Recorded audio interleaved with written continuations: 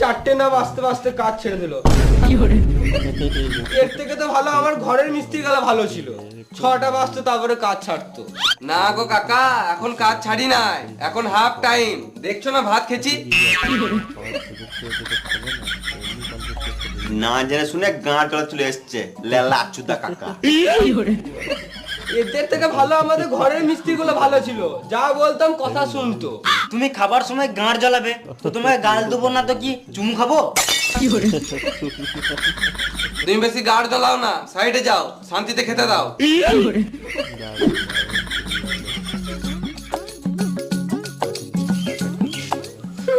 তোমরা ঢালাইয়ে খাটতে পারবে না,